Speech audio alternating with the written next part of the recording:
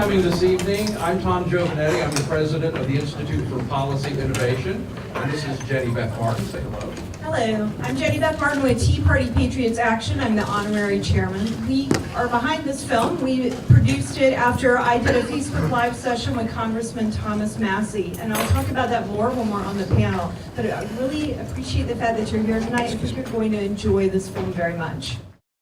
But without a strong patent system, the American dream will be invalidated.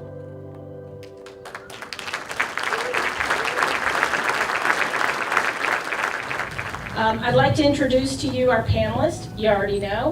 Tom Giovanetti with the IPI. He is the president for Institute for Policy Innovation. Next to him is Josh Malone, inventor and star. We have Jenny Beth Martin. She's the honorary chair of the Tea Party Patriots Action. And on the end is Paul Morinville. He is an inventor and the founder of U.S. Inventor. Now, we're not going to be able to take any questions, but these guys are going to stick around afterwards in case there's something that you wanted to discuss with them. So I'm just going to start it off by asking a couple of questions of them.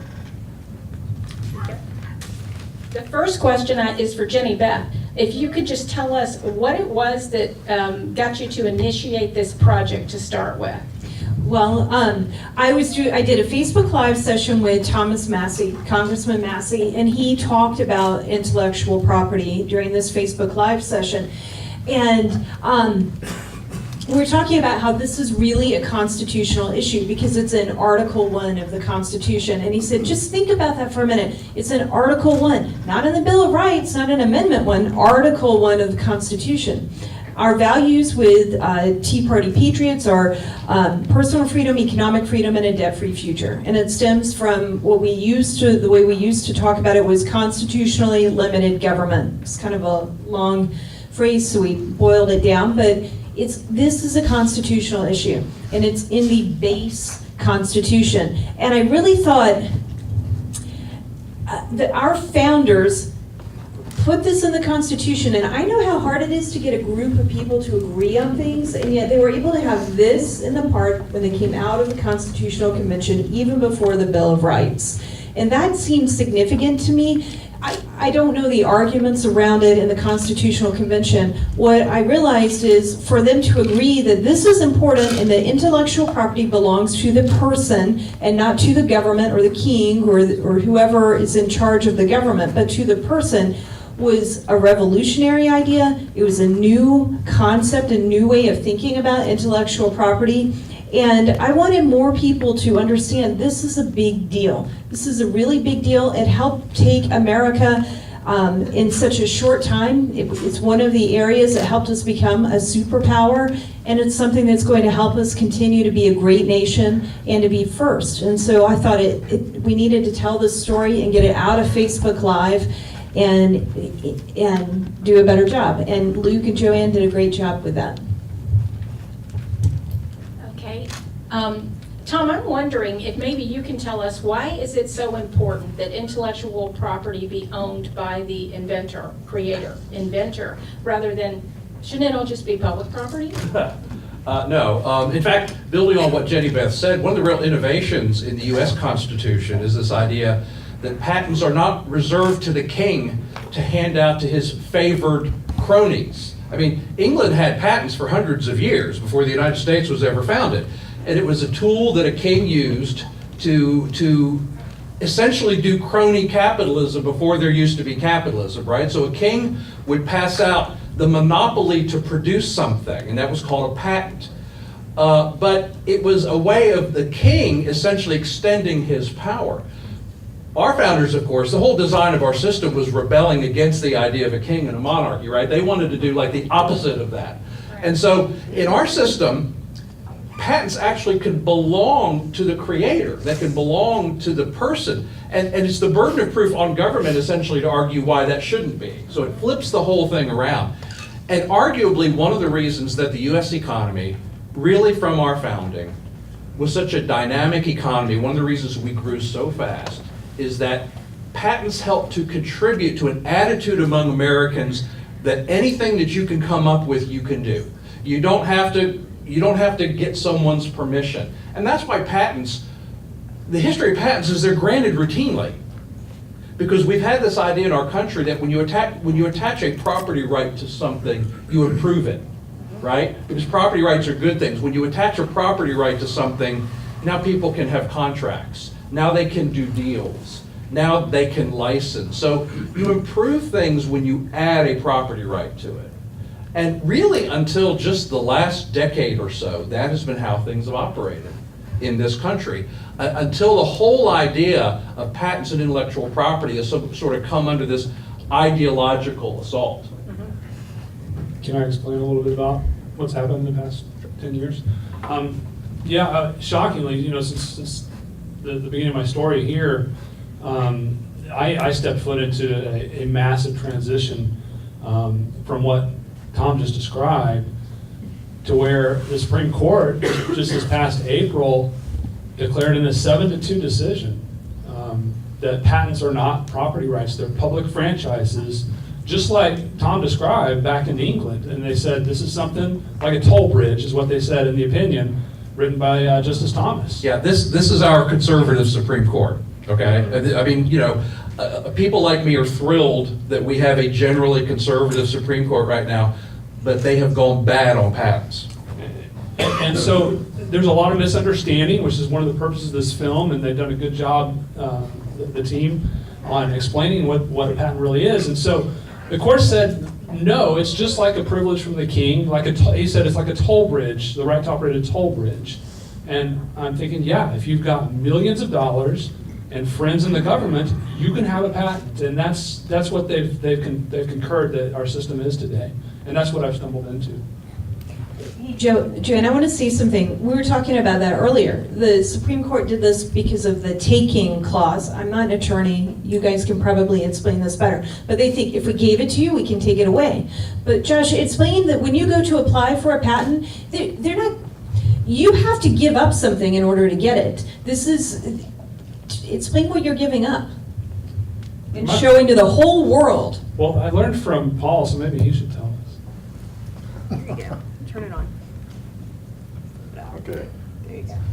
So when you go to the patent office, you're producing something new that's never been there before. If you don't disclose it, it doesn't exist. But when you turn it over to the government, you used to be getting a private property right to that, a private property right that you can take to an investor, and the investor can value, and that can help you earn the very first funding on your company. And that early stage funding is extremely important. The patent office discloses it to the public, and that's the trade. So you trade, here's my idea, I'm going to disclose it through you to the public, and you're going to give me a private property right. It's not a monopoly. To the point in the old kings in England and stuff, they would give a monopoly to the import of sugar, and that was a patent. The import of sugar happened before the patent. But now this is something that you've come up, and it's the fruit of your mental labor. And taking a patent is akin to taking your paycheck, for your manual labor. But without that property right, you can't fund companies.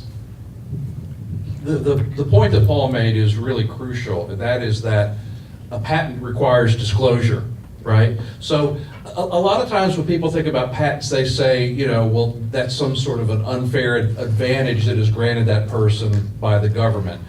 Because, for 17 years or 15 years or whatever, no one's allowed to copy that exact thing. But immediately when the patent is granted, all of the information is disclosed. So other people begin benefiting from that invention the moment it is patented, and they can go out and they can build on that. So the only thing a patent does is not let someone rip you off. But a patent does not hoard knowledge. If you hold a patent, you do not get to hoard the knowledge. You do not get to hoard the information. You have to disclose all that. And that's really the genius of the system. The genius of the system is because you invested so much time and money in developing this thing, we're going to give you a limited time, as the Constitution says, for a limited duration. No one's allowed to copy you. But everyone becomes fully informed at the very beginning. So the alternative to a patent is not free knowledge. The alternative to a patent is trade secret, where the inventor keeps it secret, where the inventor hoards the knowledge and doesn't share it with everybody. And a lot of times people don't really understand that. They think a patent is some way of keeping knowledge secret. A patent requires disclosure. So a trade secret has implications right now in the trade war between China. So while we have been destroying our patent system, and we have destroyed it for small guys, we've also improved trade secreting. So companies have switched to trade secrets. So a secret shared is no longer a secret. So our companies now go to China and partner with a company. And when you partner with a company, you have to disclose your trade secrets if you want that company to produce what you're doing. And now those are no longer trade secrets, and they can't be protected as trade secrets. So the Chinese aren't always just stealing our technology. We've done it to ourselves. When we were making the documentary, and we would tell friends and other people what we were doing, a question came up about that. And they would say, well, so what? If China makes it, doesn't that just mean I get it cheaper? Tom, can you explain to us why it is important that Americans are able to maintain ownership of their intellectual property here in our country? Sure. The wealth accrues to the owner. Okay, and so, you know, if we get to the point where we're having to buy all of our cutting edge technology from the Chinese, sure, we're getting the products, okay? But the wealth is accruing to those Chinese companies who are going to pay taxes to the Chinese government, which is going to give the Chinese government more money to spend on military hardware. I mean, you don't want, we have all, everyone in this room, okay, has had a generally pleasant life because you've grown up in the most dominant economy in the world. You have, by luck or by divine providence, you have lived in the wealthiest country on earth. Not everybody gets to do that. And because Americans have had that experience for multiple generations, if that changes, if that trend changes, and suddenly other countries like China are outpacing us in economic growth and wealth creation, Americans are not going to like that. They're not going to like being in that role. The other important thing is the issue of technology transfer. There's a reason why university towns tend to be where entrepreneurship happens. Because university towns are where a bunch of intelligent, educated, talented people tend to be drawn to. And so the US has been the magnet of the world. If you were a really clever Nigerian, you came to the United States. Because we have been a magnet for creativity and innovation. Other countries in the world complain about brain drain, right? They're losing all their best and brightest to the United States. That is starting to happen today. We are losing inventors, we're losing entrepreneurs to China because they literally can get better deals with the Chinese government and more protection for their ideas than they can in the United States. There's a local angle to this. When my first job as an engineer in 1993 was at Texas Instruments, and I did prototype assembly. We didn't do production assembly. That was done offshore in the 90s. We were building wafer fabs, high-tech stuff. Moved from 8-inch to 12-inch when I was there. That's what we were working on. I don't know, it was like 50 nanometers, something pretty huge compared to today. But we knew how to do that, and we were building billion-dollar wafer fabs in Dallas Metroplex. By the 2000s, you know, when I was looking at jumping ship and doing my own thing, we were transferring all the wafer fabs to Asia. Like, they can do it, and we can buy it from them, but we controlled the design. We told them what to build, and they built it for us, divisional labor. Let's let them do all that. Whereas now we're at the point where we don't control the next technology node. 7 nanometer technology is coming from Singapore and Taiwan, and Texas Instruments is not anywhere near it, and Intel's chasing it too. They can't keep up. And the next step, which is just right around the corner, is we don't decide what we get to buy. We get to buy what they offer us. And that's happened. That's happened in a lot of fields. It's happening rapidly right now. And with our intellectual property, we get to go shopping. What does Asia have to offer? And that's where our choices will be. By the way, with all the Trojans and the bugs and the national security threats as well.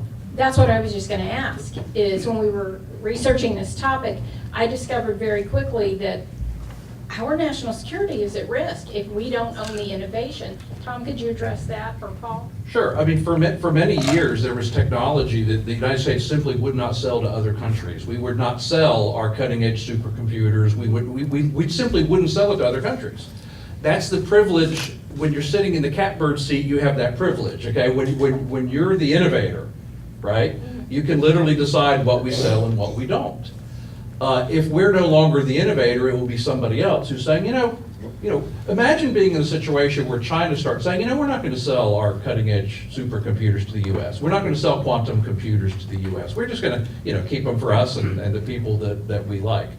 I mean, there are lots of advantages to being the wealthy innovator country.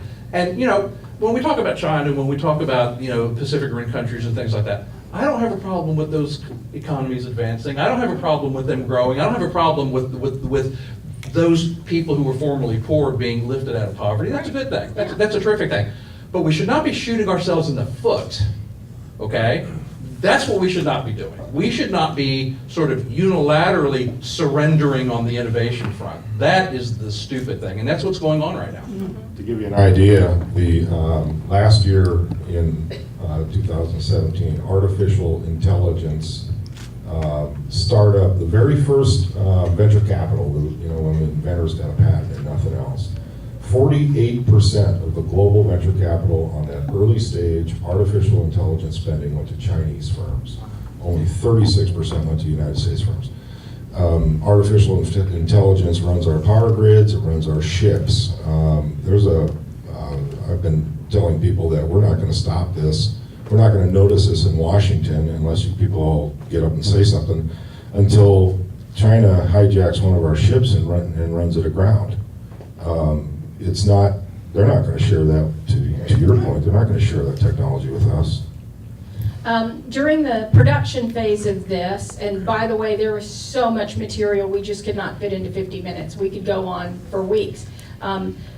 One thing that happened in February of last year is that Pfizer Corporation ceased research and development on Alzheimer's and Parkinson's disease, citing one of the reasons as they couldn't hold their patent long enough to recoup their investment. Can you guys speak to the drug companies and holding of patents and the financial aspect it has on Americans? I'm glad you asked that question, because this documentary focuses on individual inventors. And that's really important, because some of the most transformative inventions in U.S. history did not come from major corporations. They came from, kind of wacky people working in labs, and things like that. So the story of the individual inventor is, I mean to cast any aspersions on Josh or Paul. But a lot of innovation does come there. Well, that's right. Yeah, we're like in the Silicon Valley garage, right? But for instance, a few years ago, a pharmaceutical company developed a cure for hepatitis C. Now, not a treatment, not something that will make your life a little better, not something that will allow you to live 9 months longer. They cured the dang thing, okay? I mean, this is real generational innovation, right? And people complain about how expensive the drug is. Well, yes, the drug's expensive because it takes billions of dollars to develop a cutting-edge drug like that cures a disease and saves people's lives. Well, companies will not spend billions of dollars trying to do these huge, big moonshot things like curing diseases if their patent can be taken from them like that. And on the documentary, one of the points that I made is that you've got sort of vulture investors out there doing this thing where they're shorting stocks and then they're going to the PTAB and challenging the patent. The pharmaceutical industry is where that's been happening. Yeah. So you got pharmaceutical companies have spent billions of dollars, they've come up with really cutting edge treatments, and then 3 or 4 people sitting behind a computer screen there could just yank their patent away. That's right. That is going to have an impact at the margins. That's going to have an impact on the willingness investors are to put their money at risk, and the willingness that pharmaceutical companies and things like that are willing to try to cure the diseases that still burden us and to mitigate the pain and trauma that still affects us. Right. Not to belabor a point, but over the last few years, China has passed multiple laws strengthening their pharmaceutical patents as we, again, have been destroying ours. So we'll be buying drugs from them too. So, Josh, you invented a bunch of balloons. Can you tell us, once Telebrands snuck in and stole your invention, what did it take for you to defend that? How long did it take? I mean, I know we talked about a lot of it in the film, but exactly what was that like? Yeah, Is. I guess, so you're asking for what's the update since what Yeah. March when we Yeah. filmed? So how much progress we made in the last 5 months? So the way the system works is so first of all, to get to a jury trial, which is so rare, like less than 1% of these cases get to a jury trial, which you think that's basic American stuff. That's a 3 or 4 year process. That's $3 or $4 million to get in front of a jury of your peers. And inventors don't get there, startups don't get there. It just doesn't happen. Shockingly, that's about 20% of the way. No one cares what the jury says anymore. There's 12 months. We had a jury verdict back last November, and it's been 9 months, and we're waiting on a final order from the judge. He gets to review and approve, and they get to keep arguing. I mean, we're probably $1 million past the jury verdict now, and we'll find out if the judge agrees with it or not. It doesn't matter when he issues his order. Then Telebrands will appeal, and I'll have to pay the lawyers for another 18 months to explain to the 12 judges in Washington, D.C. I'll get a panel of 3 of them. There's 12 judges in Washington, D.C. that decide all of these cases. So if your case, if you can't get there, then it's not important enough, you have to settle. So that's what all inventors, that's what all startups do. They're like, fine, just pay I realize this was a whole mistake.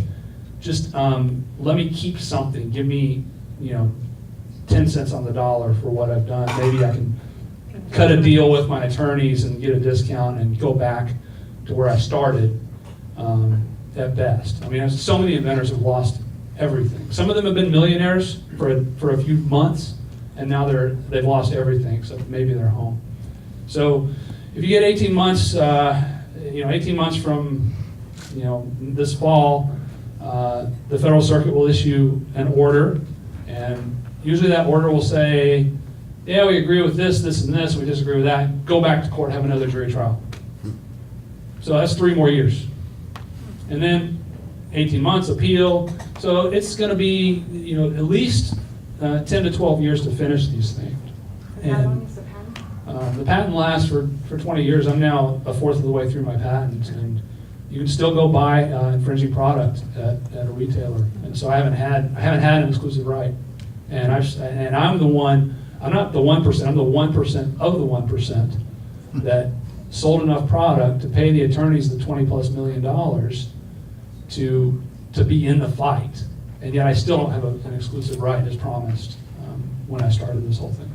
So one other thing that's happening, there's one inventor in this audience who had trouble with this, and there's another one I know that once they asserted their patents and lost, then the infringer goes after them personally for a number of things. One guy they're going after his trust. It's beyond just asserting and losing. Now you can suffer actual damage because somebody stole your stuff and you want to, get paid for it. There's another crucial point here that everyone should understand if you missed it. He won in court, okay? And this is what we call in the policy world forum shopping. So someone lost and they said, I'll just go somewhere else. I mean, if you're going to have rule of law, you go to court and you lose, or you go to court and you win. At some point it should be settled, okay? But you shouldn't be able to go to court and lose and then say, okay, well, so much for the justice system. We'll go over here to this alternative that they've created, and we'll win there, whereas we lost here. And it's a very insidious thing that's happened as a result of this PTAB at the Patent Office. Right, and the Supreme Court decision in Oil States versus Green Energy upheld the PTAB and kept it in place. So what do we do now?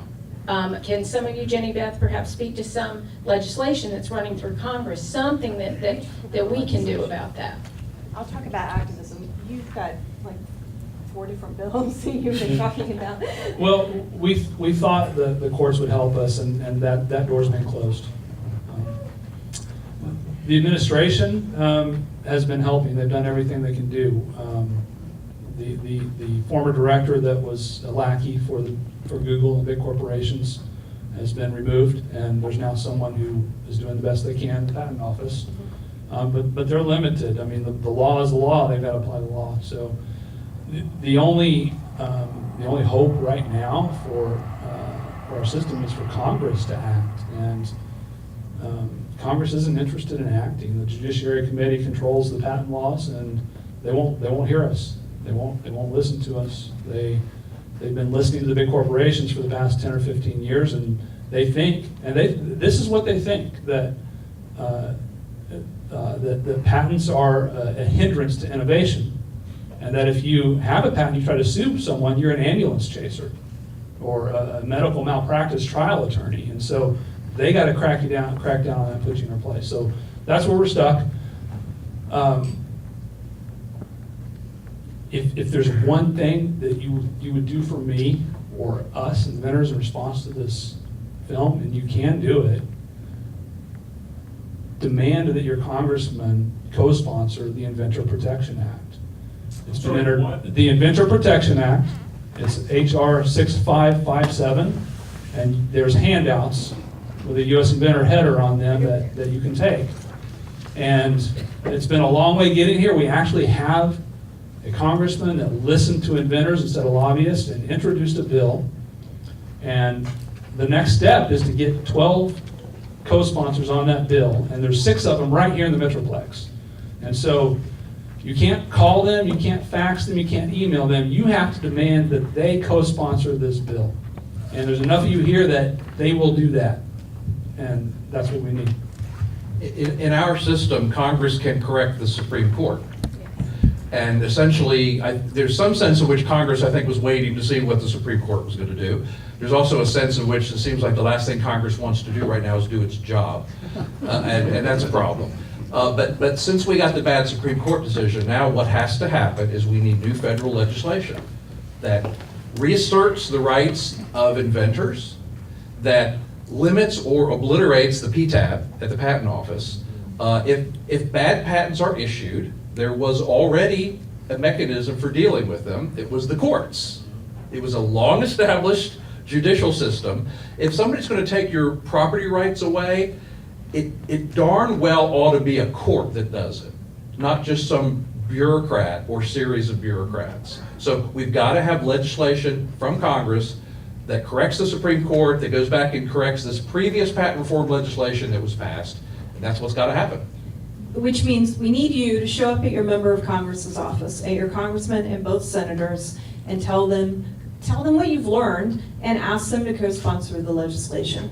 There are other bills. Thomas Massey has a different bill that does more than this particular piece of the legislation, but from my understanding, this one is enough to get the ball rolling, and then you can go back and get more later. But you can call, and hopefully you've got a congressman who will listen to a phone call, and the staff will be receptive to it. But you may not, so you showing up at their office, whether it's in DC or at the local office, will make a big difference. And that would be one thing that you can leave here and take an hour, or you live in Dallas, it might be a couple hours to get to an office and back because of traffic. I'm from Atlanta, I get it.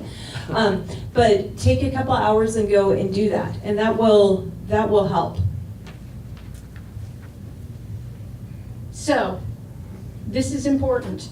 When we first started this project and we were interviewing people, it was Adam Mossoff, professor of intellectual property at George Mason University. And he said to me, Joanne, if we can't respect the private ownership, someone else owns something, we lose civil society. We have to respect ownership rights in this country. So this is important, and it's not just about Pfizer being able to own a drug or a father of 8 from Dallas who invented balloons. It's about private property and the ownership that was given through our Constitution, allowing us the right to own land and to own our own ideas. So please, please send this out. We've got a trailer we'll put on these Facebook pages that you can share, tweet, talk to everyone that you know, get people to watch this. Amazon, it's free on Amazon Prime, it's on iTunes. And we so appreciate you guys coming, and these guys will stick around for any kind of questions or comments that you guys have after. And Thank give it you. 5 stars when you. You want to Please give it 5 review stars. us Review on us on iTunes and Amazon. Amazon. Because we Yes. ultimately are trying to get it onto Netflix, and We are. it takes a lot to do that. And we're entering it into film festivals also. So We are. So, anything else? Tom, you want to close this up? Well, just real, thank Joanne and Luke, the Livingstons and their team, and Jenny Beth, thank you for telling this story. I just really, really appreciate what you guys have done here.